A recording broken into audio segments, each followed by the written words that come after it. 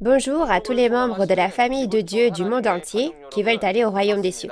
Je suis Do-Hoon Peck de la tribu de Barthélemy de Nouveau-Ciel Nouvelle-Terre Shincheonji, Église de Jésus, et je serai votre présentateur aujourd'hui. Bienvenue à la conférence en ligne de Nouveau-Ciel Nouvelle-Terre Shincheonji intitulée Témoignages sur les paraboles et la réalité des secrets du royaume des cieux.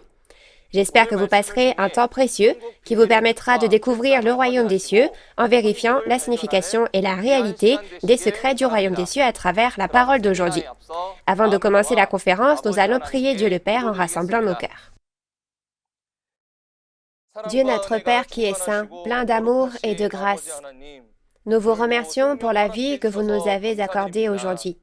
S'il vous plaît, remplissez les enfants de la famille de la foi de Dieu d'une grande grâce et d'un grand amour, eux qui sont venus du monde entier et assistent aujourd'hui à la conférence en ligne de Nouveau-Ciel Nouvelle-Terre Shincheonji, témoignages sur les paraboles et la réalité des secrets du royaume des cieux.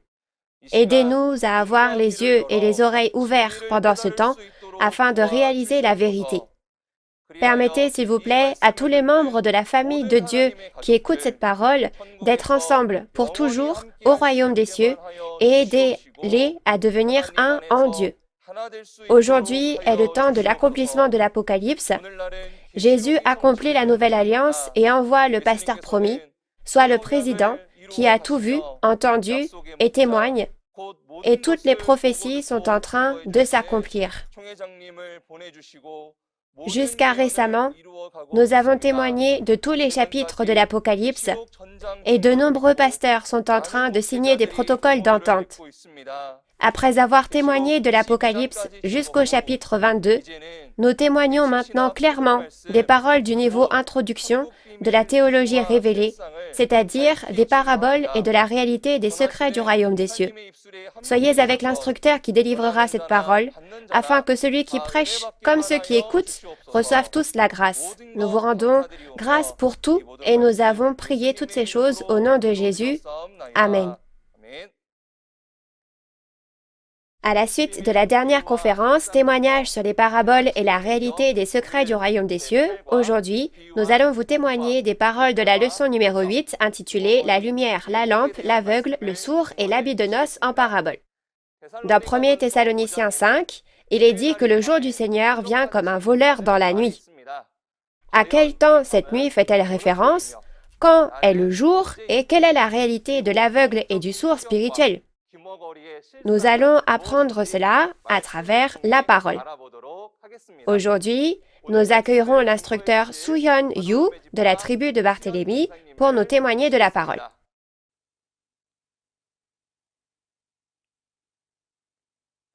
Bonjour, pasteurs, séminaristes et tous les fidèles du monde entier qui placent leur espoir dans le royaume des cieux. Je vous souhaite la bienvenue. Je suis Soo-Hyun Yu, un instructeur du centre qui a appris du chef de la tribu de Barthélemy, un des 12 chefs de tribu de Nouveau-Ciel Nouvelle-Terre Shincheonji, et notre chef de tribu a lui-même appris du président Manili. Bienvenue à tous les pasteurs qui sont avec nous en ce moment. J'espère sincèrement que vous recevrez beaucoup de grâce à travers la parole d'aujourd'hui. Aujourd'hui, nous allons voir à propos de la leçon numéro 8, la lumière, la lampe, l'aveugle, le sourd et l'habit de noces. Je pense que les pasteurs connaissent déjà ce contenu. Jésus a parlé en parabole dans les 4 évangiles et dans l'Apocalypse de la Bible. Selon la volonté écrite dans les paroles de Dieu, il a parlé en parabole. Comme vous le savez, ces choses sont spirituelles et ne sont pas à prendre au pied de la lettre. Voyons cela ensemble aujourd'hui. Avant de commencer la conférence, examinons d'abord le véritable sens des paraboles du royaume des cieux. La lumière est la parole de vie. La lampe est l'esprit et la personne de devoir. L'aveugle ou le sourd représente la personne qui ne réalise pas la parole. Concernant les vêtements et l'habit de noces, les vêtements signifient le cœur, les œuvres et la doctrine, et l'habit de noces représente les œuvres justes. Vérifions à travers la Bible pourquoi de telles réponses ont été données. Intéressons-nous d'abord à la lumière. Nous allons lire le verset concernant cette parabole. Lisons ensemble 1 Thessaloniciens 5, 1 à 6. Pour ce qui est des temps et des moments, vous n'avez pas besoin, frères, qu'on vous en écrive, car vous savez bien vous-même que le jour du Seigneur viendra comme un voleur dans la nuit. Quand les hommes diront paix et sûreté, alors une ruine soudaine les surprendra, comme les douleurs de l'enfantement surprennent la femme enceinte, et ils n'échapperont point. Mais vous, frères, vous n'êtes pas dans les ténèbres pour que ce jour vous surprenne comme un voleur. Vous êtes tous des enfants de la lumière et des enfants du jour. Nous ne sommes point de la nuit ni des ténèbres. Ne dormons donc point comme les autres, mais veillons et soyons sobres. Vous avez bien lu. Quand les paroles de 1 Thessaloniciens 5, 1 à 6 s'accompliront-elles? C'est un événement qui aura lieu le jour du Seigneur, c'est-à-dire au second avènement du Seigneur. En ce temps-là, il est dit qu'il y a deux types de personnes. Ce sont les vous et les eux. Les eux pensent être en paix et en sûreté, mais la destruction viendra soudainement sur eux et ils ne pourront pas être sauvés. Au contraire, puisque les vous ne sont pas dans les ténèbres, ils pourront être sauvés, car pour eux, Jésus ne vient pas comme un voleur. Alors, quel genre de personnes appartiennent à la lumière et peuvent recevoir Jésus? Au cours de ce temps, nous en apprendrons davantage sur la lumière spirituelle dans la Bible et sur qui appartient à cette lumière. Dans la Bible, il y a la lumière physique, mais il y a aussi la lumière spirituelle. À travers les paraboles, Dieu utilise les choses physiques de la terre pour expliquer les choses spirituelles du ciel, c'est-à-dire du royaume des cieux. Afin de comprendre la lumière spirituelle, commençons par regarder ce qu'est la lumière physique. Premièrement, le rôle de la lumière physique est d'éclairer. Lorsqu'un objet ou un espace est éclairé par la lumière, vous pouvez voir ce qu'il contient et discerner dans quel état il se trouve. Deuxièmement, la lumière signifie la vie, car elle donne la vie à toutes les créatures. Troisièmement, lorsque nous connaissons bien un certain domaine, nous disons également « je suis brillant dans ce domaine ». À ce moment-là, le mot « brillant » fait référence au fait d'avoir la connaissance, d'être érudit. Inversement, l'obscurité est l'absence de lumière, n'est-ce pas? Premièrement, les ténèbres sont obscures. Dans l'obscurité, il devient impossible de discerner dans quel état se trouve un objet ou un espace. Deuxièmement, si les créatures ne reçoivent pas la lumière, elles meurent. L'obscurité signifie donc la mort. Troisièmement, lorsque quelqu'un est ignorant, inculte, on utilise également l'expression « Ah, ce n'est pas une lumière ». Cela fait référence à l'état d'ignorance. Alors, jetons un coup d'œil à ce que sont la lumière et les ténèbres spirituelles qui ont ces caractéristiques physiques. Le vrai sens de la lumière est la parole de vie. Voyons pourquoi c'est la parole de vie à travers la Bible. Dans Jean 1, versets 1 à 5, nous avons vu qu'au commencement, la parole était Dieu, et en elle était la vie, et cette vie était la lumière des hommes. Cette parole de vie est la lumière spirituelle, n'est-ce pas? Inversement, les ténèbres spirituelles représentent l'absence de parole de vie. On peut donc appeler cela l'ignorance, le fait d'être sans parole. Par conséquent, la lumière spirituelle est la parole de vie, Et les ténèbres spirituelles sont donc l'ignorance, c'est le fait d'être sans la parole.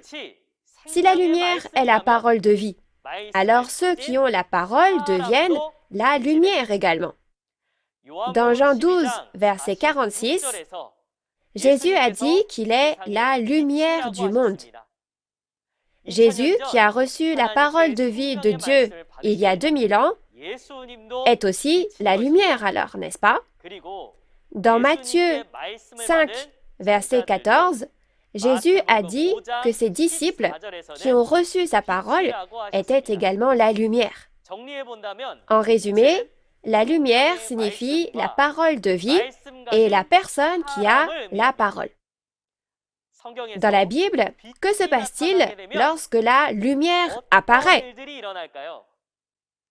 Pour voir ce qui se passe lorsque la lumière apparaît, il faut se rendre à l'endroit où la lumière est apparue pour la première fois. Où la lumière apparaît-elle pour la première fois?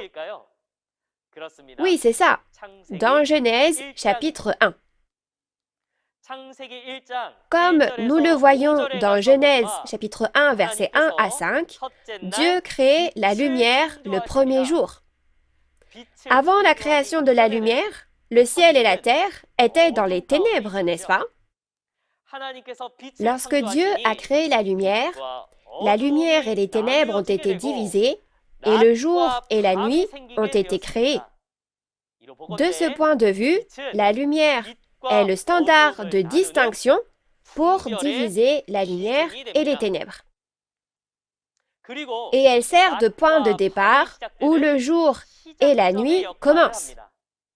Vérifions à travers les prophéties qu'est-ce que la lumière spirituelle qui fait ces choses.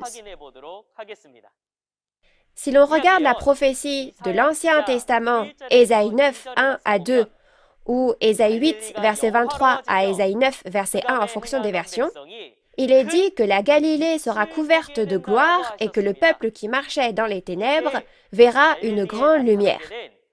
Quelle était cette lumière qui est apparue en Galilée à l'époque? Les prophéties de l'Ancien Testament se sont accomplies au premier avènement, donc c'est au premier avènement que l'on peut savoir ce qu'est cette lumière lorsque les prophéties s'accomplissent. Si vous regardez dans Matthieu 4, 12 à 17, Jésus commence à prêcher pour la première fois en Galilée. Et il est dit que le fait que Jésus soit venu indique l'accomplissement de la prophétie d'Ésaïe chapitre 9. La lumière qui devait apparaître en Galilée était donc Jésus, n'est-ce pas? Parce que Jésus, la lumière, est venu sur cette terre, c'est le jour spirituel. C'est pourquoi, dans Jean chapitre 9, versets 4 à 5, il est dit que lorsque Jésus est venu au premier avènement, c'était le jour. Puisque Jésus, la lumière, est apparu au premier avènement, qu'est-ce qui, comme dans Genèse 1, sera divisé? La lumière et les ténèbres. Si nous regardons Jean 3, versets 18 à 21, lorsque Jésus a prêché la parole, les disciples ont cru en ces paroles et sont sortis du judaïsme pour venir à Jésus et sont donc devenus des personnes appartenant à la lumière. Cependant, ceux qui n'ont pas cru aux paroles de Jésus et ne sont pas venus à Jésus appartenaient finalement aux ténèbres. Ainsi, la lumière et les ténèbres ont été divisées au sein même du judaïsme qui croyait en Dieu, n'est-ce pas? Pourquoi les Juifs ne sont-ils pas venus à Jésus au premier avènement?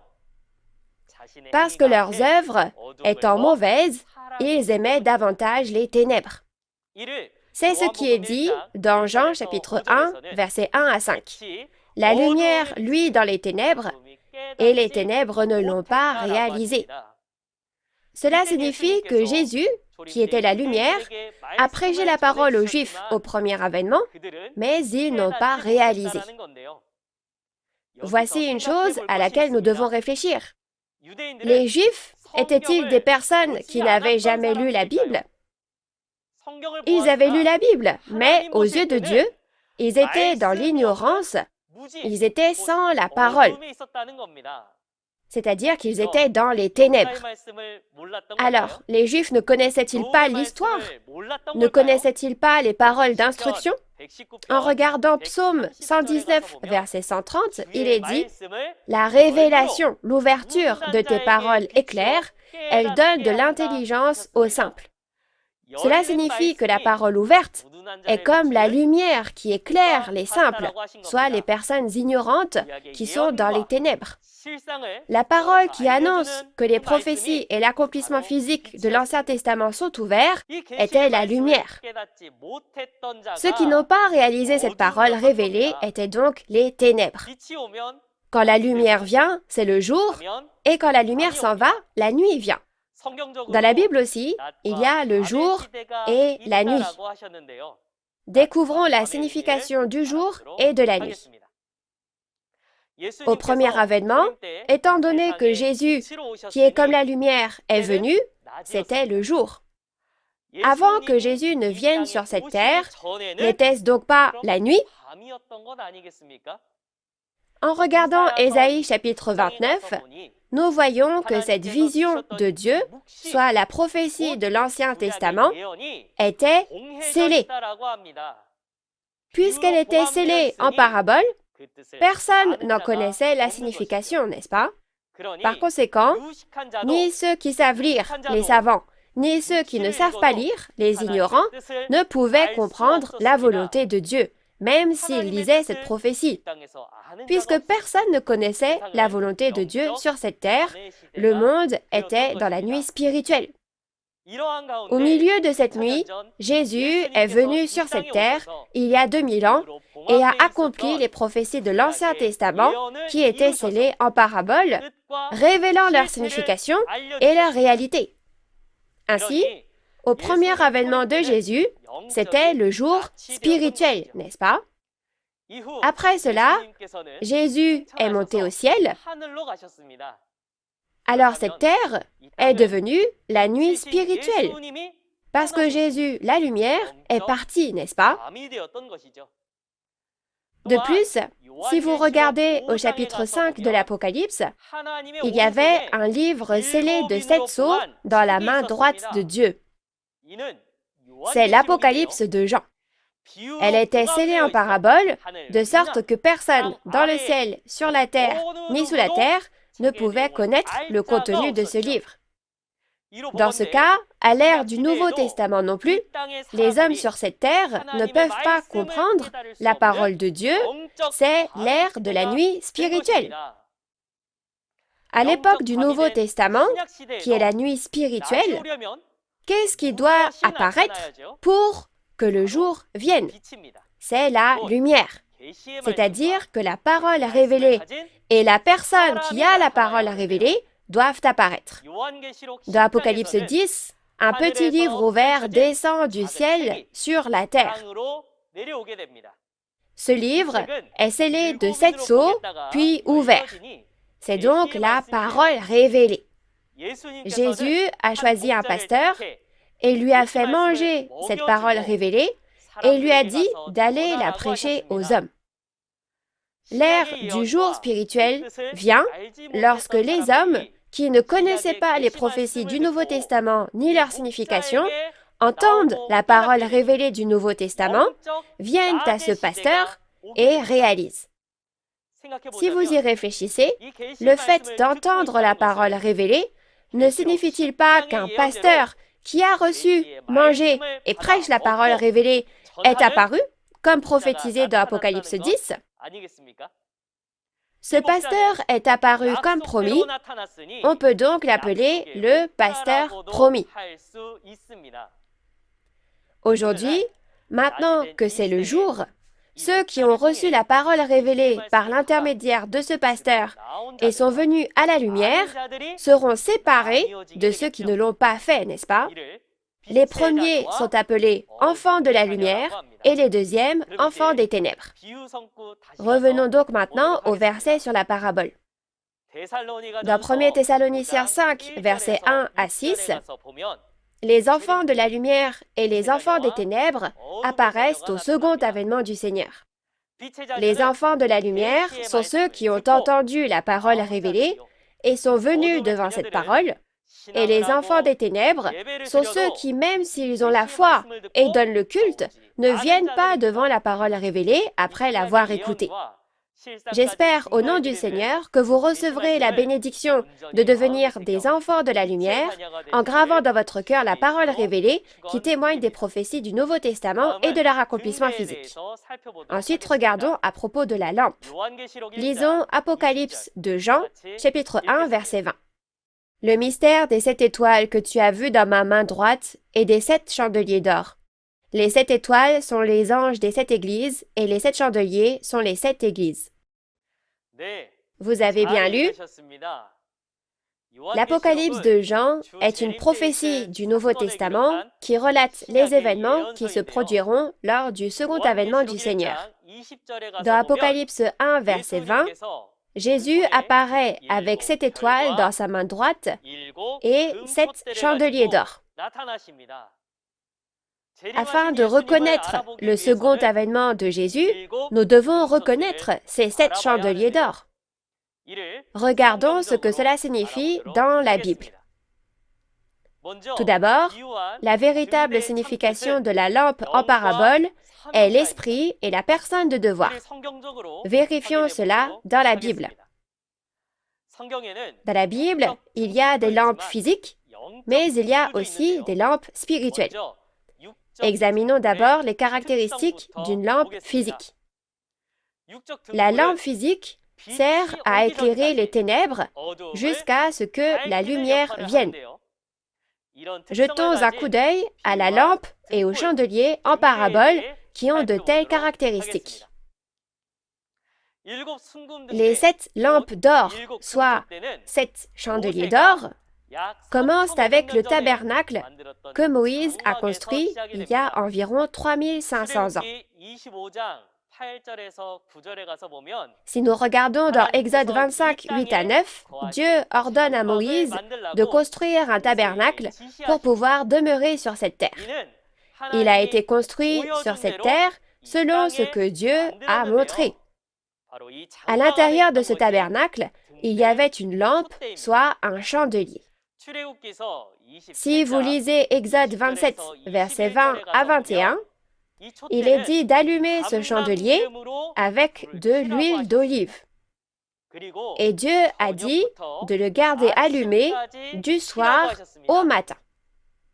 Dans ce cas, lorsque la lumière apparaît, alors la lampe s'éteint, n'est-ce pas?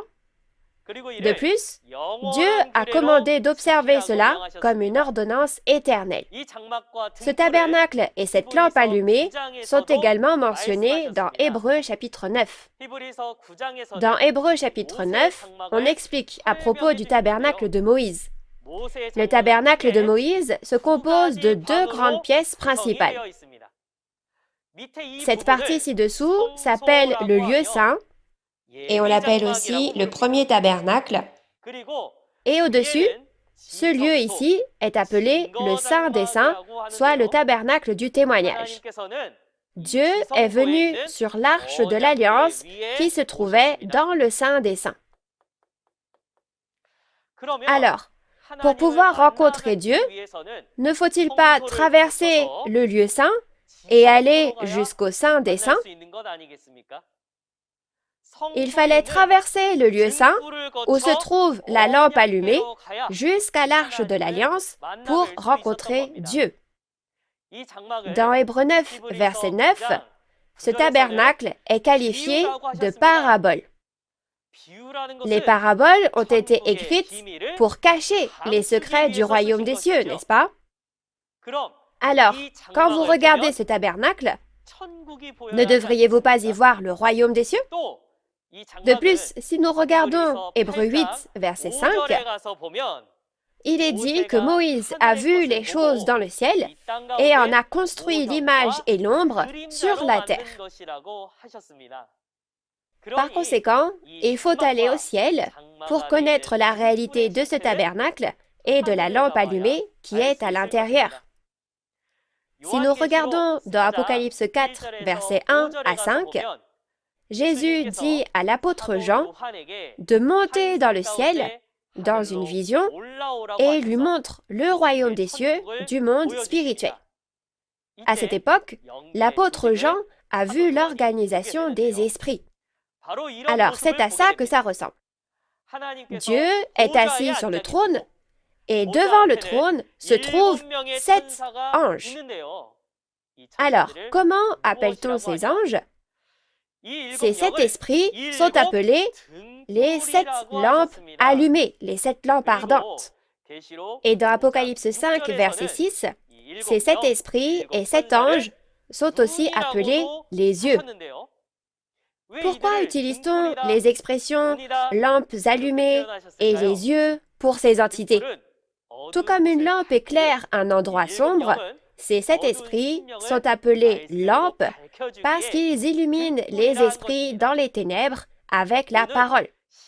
Tout comme les yeux voient pour le corps, ils parcourent la terre et l'inspectent pour Dieu.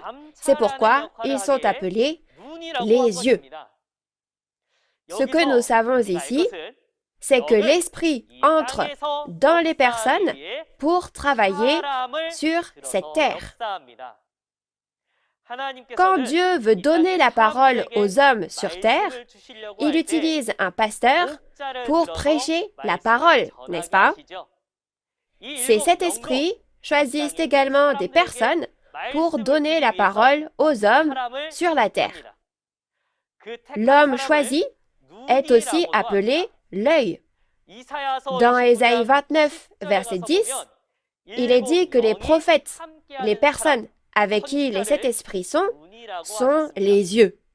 Ainsi, la lampe, le chandelier et les yeux représentent les 7 esprits et la personne de devoir avec ces esprits.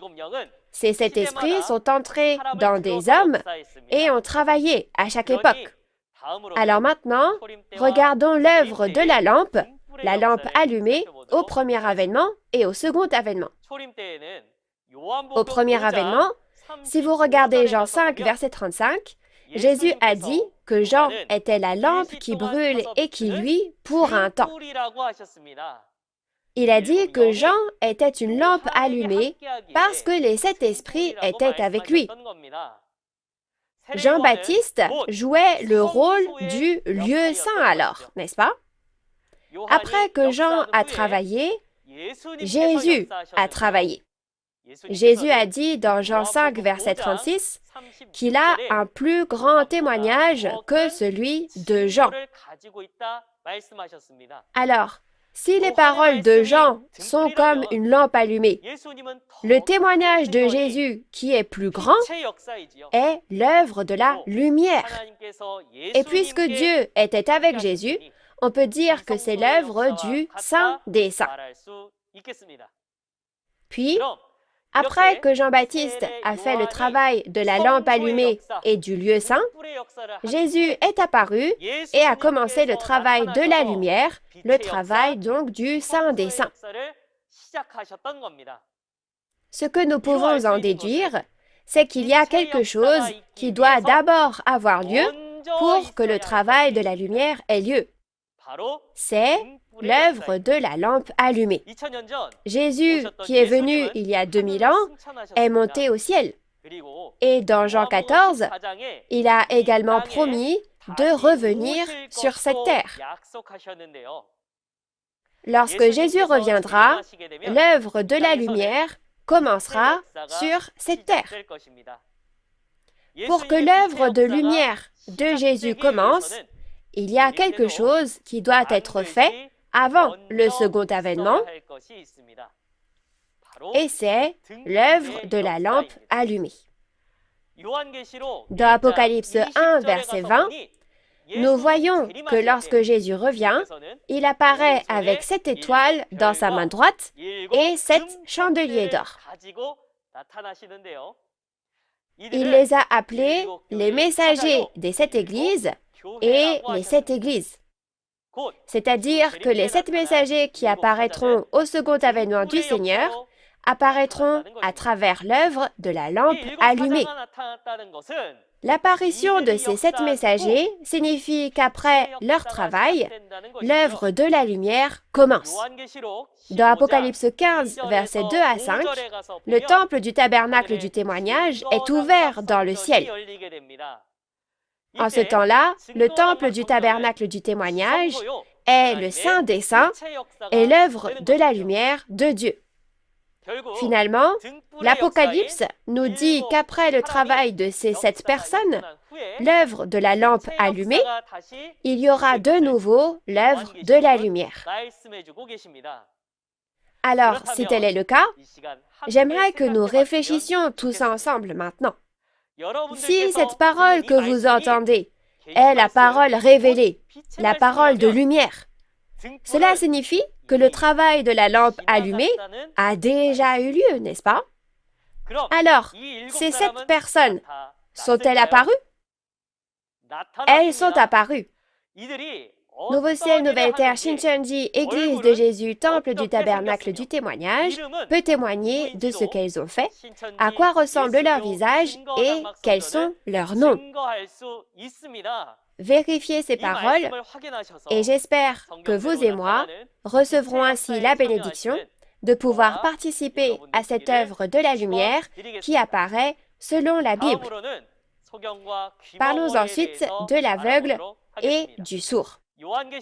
Lisons Apocalypse 3, versets 17 à 18. Parce que tu dis, je suis riche, je me suis enrichi, et je n'ai besoin de rien. Et parce que tu ne sais pas que tu es malheureux, misérable, pauvre, aveugle et nu, je te conseille d'acheter de moi de l'or éprouvé par le feu, afin que tu deviennes riche, et des vêtements blancs, afin que tu sois vêtu, et que la honte de ta nudité ne paraisse pas, et un collier pour oindre tes yeux, afin que tu vois. Vous avez bien lu? Les paroles d'Apocalypse 3, versets 17 à 18, sont ce que Jésus a dit à l'ange, soit le messager de l'église de Laodicée. Le messager de l'église de Laodicée pense qu'il est riche et qu'il ne manque de rien. Mais Jésus pense différemment. Ce messager ne sait pas qu'il est malheureux, misérable, pauvre, aveugle et nu.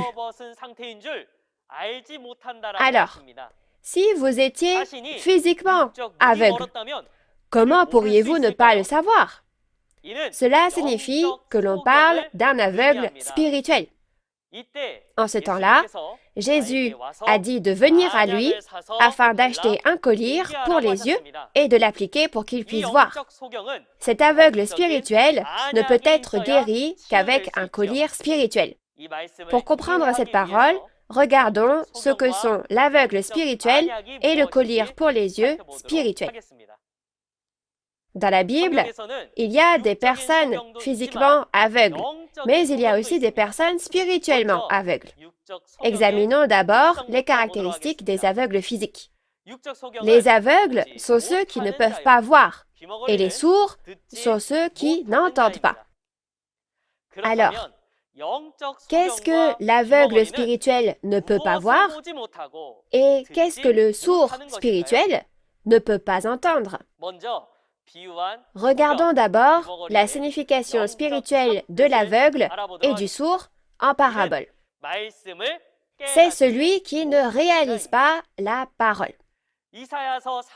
Dans Ésaïe 43, verset 8, nous voyons que le peuple de Dieu a des yeux, mais est aveugle, et a des oreilles, mais est sourd. Et ce n'est pas seulement le peuple. Dans Ésaïe 42, versets 18 à 20, il est dit que même les messagers de l'Éternel, les pasteurs, sont aveugles et sourds. Alors, pourquoi est-ce arrivé? Si vous lisez Ésaïe 29, versets 9 à 11, il est dit que la vision de Dieu, la prophétie de l'Ancien Testament, est scellée. Elle est scellée en parabole, de sorte que ni ceux qui savent lire, les savants, ni ceux qui ne savent pas lire, les ignorants, ne peuvent la réaliser, même s'ils le lisent et l'entendent. Ceux qui voient la parole et l'entendent mais ne la réalisent pas sont donc spirituellement aveugles et sourds. Par conséquent, les aveugles et les sourds peuvent voir et entendre la parole mais ne la réalisent pas. Alors, quelle parole ne réalisent-ils pas? Ils peuvent lire l'histoire et l'instruction, mais les paroles de la prophétie sont scellées en paraboles, donc ils ne les réalisent pas tant qu'elles ne sont pas ouvertes, n'est-ce pas? Les aveugles et les sourds sont donc ceux qui ne réalisent pas les prophéties et la réalité. Ces aveugles et ces sourds qui ne réalisent pas la parole, qu'enseignaient-ils alors? Dans Ésaïe 29, versets 11 à 13, nous avons vu que ceux-ci enseignaient des commandements d'hommes parce qu'ils ne pouvaient pas réaliser les paroles du livre scellé. Parce qu'ils ne connaissaient pas la volonté de Dieu, ils ont enseigné la parole de Dieu selon leurs propres pensées, en disant que cela doit signifier ceci ou cela. Dans Ésaïe 35, verset 5, Dieu a promis qu'en temps voulu, les yeux des aveugles seraient ouverts et que les oreilles des sourds seraient ouvertes. Lorsque le livre est scellé, on ne peut pas connaître la volonté de Dieu, donc on est aveugle.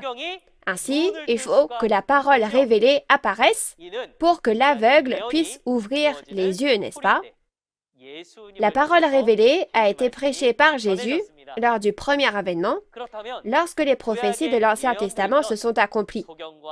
Alors, qui était la réalité des aveugles et des sourds prophétisée dans l'Ancien Testament? Dans Matthieu 15, verset 14, il y a un aveugle qui conduit, soit le pasteur, et un peuple aveugle qui le suit. Ce sont les fidèles. Il est dit que les deux tombent dans la fosse, soit en enfer.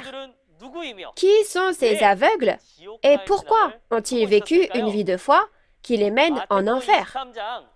Dans Matthieu 23, verset 24, Jésus a dit aux scribes et aux pharisiens qu'ils étaient des conducteurs aveugles.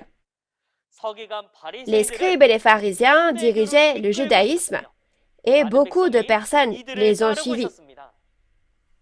Cependant, ils menaient leur vie de foi sans connaître le véritable sens des prophéties. À cette époque, dans Matthieu 23, verset 13, Jésus a dit que les scribes et les pharisiens fermaient les portes du royaume des cieux, eux-mêmes n'y entrant pas, et n'y laissant pas non plus entrer ceux qui le voulaient. Jésus, qui était avec Dieu sur cette terre, était le royaume des cieux, n'est-ce pas? Puisqu'il n'allait pas à Jésus et ne permettait pas au peuple d'aller à Jésus non plus, bien que ce dernier le voulait, il menait une vie de foi dont l'issue était l'enfer, n'est-ce pas? À ces aveugles, Jésus a essayé d'ouvrir les yeux en témoignant de la parole révélée de l'accomplissement de l'Ancien Testament. Comme nous l'avons vu dans Jean 9, 39 à 41, Jésus a ouvert et fait connaître la parole à ceux qui venaient à lui et admettaient ne pas connaître la parole, afin qu'ils puissent voir le véritable sens et la réalité de la parole et qu'ils puissent être sauvés. Mais au contraire, ceux qui se vantaient de connaître la parole, Jésus les a jugés en révélant qu'ils étaient aveugles et qu'ils ignoraient la parole. Alors, avec quel genre de cœur devons-nous, nous aussi, écouter cette parole? Si nous ne connaissions pas cette parole, lorsque nous confesserons à Dieu et à Jésus que nous sommes aveugles, ils ouvriront nos yeux spirituels.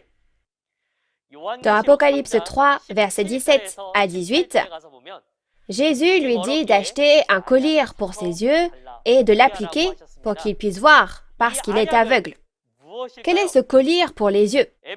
Dans Éphésiens 1, versets 17 à 18, il est dit que ce qui peut ouvrir les yeux du cœur, c'est l'esprit de révélation, c'est-à-dire la parole révélée. C'est-à-dire que le collier pour les yeux qui ouvre les yeux des aveugles spirituels est la parole révélée, n'est-ce pas? Quel genre de cœur Jésus veut-il que nous ayons en ce moment, lui qui a permis que nous recevions cette parole révélée? Dans Apocalypse 2, verset 7, il est dit que celui qui a des oreilles entende ce que l'Esprit dit aux églises. Jésus ne s'attend-il donc pas à ce que nous ouvrions nos oreilles, les portes de notre cœur, et que nous venions devant la parole révélée du Nouveau Testament? Alors, à travers cette parole révélée, j'espère que vous et moi deviendrons ceux qui ont les yeux ouverts devant Jésus. Ensuite, regardons ce qu'est l'habit de noces. Lisons tous ensemble les paroles d'Apocalypse 16, verset 15. Voici, je viens comme un voleur. Heureux celui qui veille et qui garde ses vêtements, afin qu'il ne marche pas nu et qu'on ne voit pas sa honte. Vous avez bien lu? Les paroles d'Apocalypse 16, verset 15 sont les paroles de Jésus qui nous sont adressées. Jésus a dit « Heureux », c'est-à-dire béni, celui qui garde ses vêtements. Alors, quel genre de vêtements devons-nous porter pour recevoir les bénédictions? Est-ce un uniforme de police? Est-ce une robe de mariée? Découvrons cela à travers la Bible. Dans la Bible, il y a les vêtements physiques, mais il y a aussi les vêtements en parabole. Commençons par regarder la véritable signification spirituelle de ces vêtements en parabole. Les vêtements en parabole signifient le cœur, les œuvres et la doctrine. Et l'habit de noces représente les œuvres justes. Pour comprendre cela dans le sens biblique, regardons d'abord les caractéristiques physiques des vêtements. Le vêtement est porté pour des occasions formelles telles que les réceptions de mariage. Et ils doivent être lavés avec de l'eau pour être propres et que l'on puisse les porter. Jetons un coup d'œil aux vêtements spirituels qui ont ces caractéristiques. Premièrement, dans Matthieu 22, versets 1 à 14, il est dit que le royaume des cieux est comme un festin de noces. On dit que même ceux qui viennent au festin de noces seront chassés s'ils ne portent pas d'habits de noces. Même s'ils sont venus au royaume des cieux, ils sont chassés. Alors ne devons-nous pas absolument porter des habits de noces propres? Quel est cet habit de noces spirituel? Dans Apocalypse 19, verset 13, il est dit que le vêtement teint de sang que porte Jésus est la parole de Dieu. À l'inverse, il y a des vêtements qu'il ne faut jamais porter pour aller au royaume des cieux. Si vous regardez dans Apocalypse 17, verset 4, il est dit que la prostituée, le pasteur de Satan, est vêtu de pourpre et d'écarlate. Cela fait référence à la doctrine de la prostituée, la fausse vérité de Satan. Nous devons porter les vêtements de Dieu, la parole de Dieu, et enlever les vêtements de Satan, la fausse vérité de Satan. Pourquoi Dieu nous a-t-il donné sa parole? Parce qu'il veut que nous agissions selon sa parole, n'est-ce pas? Selon les paroles de la Bible, faire des œuvres justes et avoir un bon cœur, c'est ça, porter l'habit de noces. Si nous regardons dans Apocalypse 19, verset 8, il est dit que le fin lin, soit l'habit de noces, ce sont les œuvres justes des saints. Lorsque nous changeons nos cœurs et nos œuvres selon la parole, nous aurons la foi pour aller au royaume des cieux, n'est-ce pas? Si vous regardez dans Apocalypse 22, versets 1 et 14, il est dit que vous ne pouvez entrer dans la ville sainte qu'en lavant votre robe avec l'eau de la vie de Dieu qui sort du trône de Jésus. Au final, il est dit que pour aller au royaume des cieux, il faut écouter cette parole et faire les œuvres justes et avoir l'attitude du cœur selon la parole. Je prie au nom du Seigneur que nous portions tous les habits de noces et devenions des personnes du royaume des cieux. Nous allons maintenant résumer les points principaux et conclure. La lumière est la parole de vie, et les ténèbres, l'ignorance, soit le fait d'être sans la parole. Les yeux, la lampe et le chandelier sont l'esprit et la personne de devoir, et les aveugles et les sourds, ceux qui peuvent voir et entendre la parole, mais ne la réalisent pas. Les vêtements signifient le cœur, les œuvres et la doctrine, et l'habit de noces symbolise les œuvres justes. Nous allons voir la conclusion de la parole d'aujourd'hui. La parole révélée ouverte est la lumière et elle est prêchée par le pasteur promis qui est venu en tant que vraie lumière. Cela nous permet de faire la distinction entre le jour et la nuit. Quand Jésus, qui était la lumière, est venu au premier avènement, c'était comme le jour et après son départ, c'était comme la nuit. Lorsque Jésus, la lumière, est parti, les paroles du Nouveau Testament ont été scellées et le monde a été plongé dans les ténèbres de l'ignorance, rempli uniquement de commandements d'hommes, soit la nuit. Aujourd'hui, comme au premier avènement, l'œuvre de la vraie lumière vient après que les 7 lampes allumées, les messagers qui préparent le chemin, sont apparus dans ce monde comme la nuit.